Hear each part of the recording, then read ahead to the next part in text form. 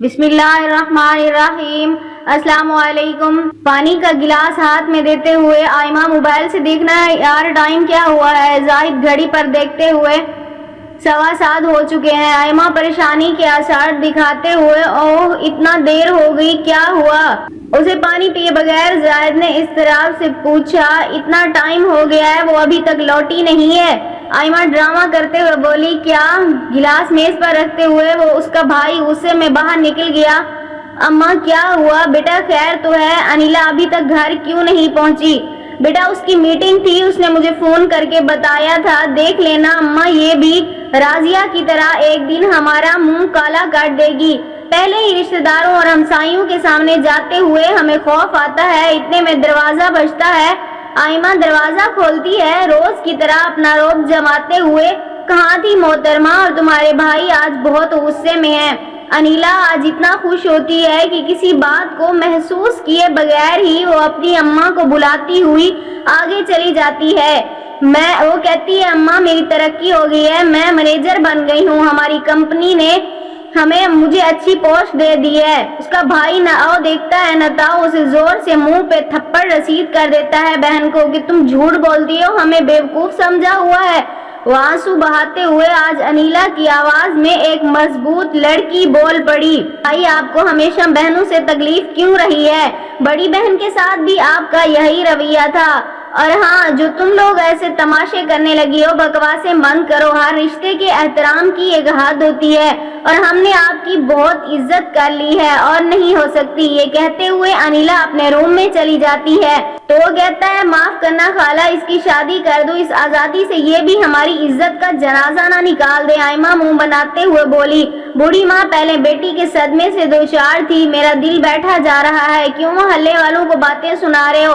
جاؤ تم لوگ اپنے اپنے کمروں میں۔ آئمہ اور وہ سب اپنے کمروں میں چلے جاتے ہیں۔ نہ انیلا کھانا کھاتی ہے اور نہ ہی اس کی ماں۔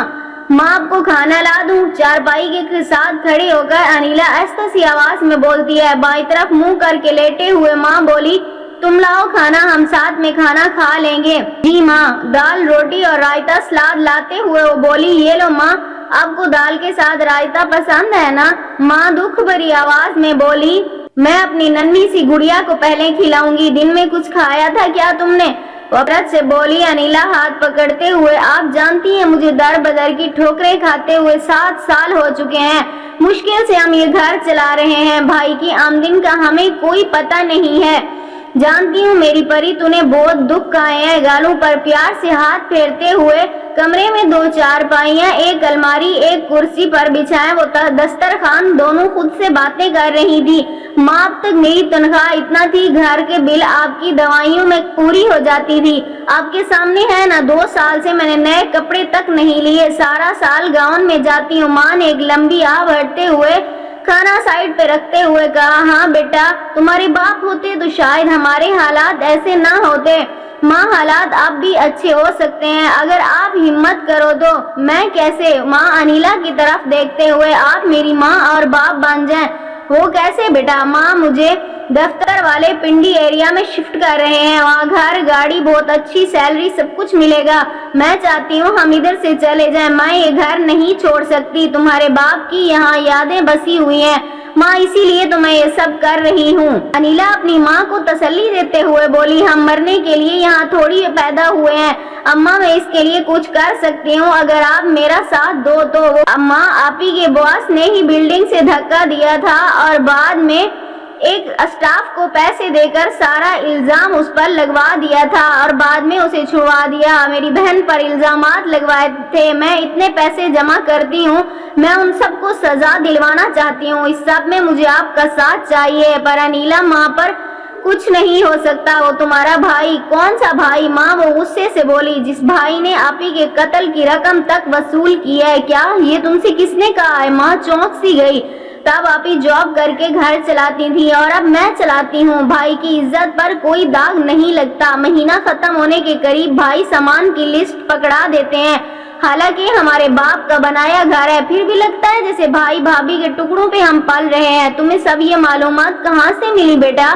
ماں کے ذہن میں ابھی تک بیٹی کے قاتلوں کی بات چل رہی تھی۔ ماں آفس والے مجھے 3 ماہ سے پروموشن کا کہہ رہے تھے، میرے بار بار انکار پر ایک دن باس نے مجھے बुला कर इनकार की वजह पूछी।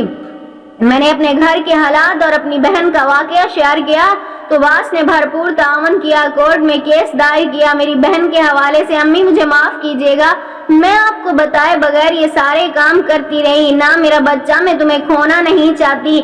माँ ने मैं बहुत जल्द एक मैनेजर की पोस्ट पर आ जाऊंगी। मुआशरे में कई ज़हीन और मेहनती लड़कियां डर कर एक अच्छा मकाम नहीं पा सकती। मुझसे जितना मुमकिन हो सका मैं अपने और अपनी बहन जैसी मजबूर और बेकस लड़कियों का सहारा बनना चाहती हूँ। मेरा फैसला यही है, मैं मेहनत करूंगी और अपनी बहन जैसी हजारों केसेस वाली लड़कियों को मैं इंसाफ दिलवाऊंगी। मेरी आज की स्टोरी शेयर करने का मकसद ये था, भाई तो बहनों का मान होते हैं। आजकल के दौर में कुछ भाई ऐसे भी हैं जो बहनों को पूछते तक नहीं है। उम्मीद करती हूँ मेरी आज की वीडियो जरूर पसंद आई होगी। मेरी वीडियो पसंद आई हो तो उसे लाइक शेयर जरूर कीजिएगा और मेरे चैनल को सब्सक्राइब कर दीजिएगा। Thank you.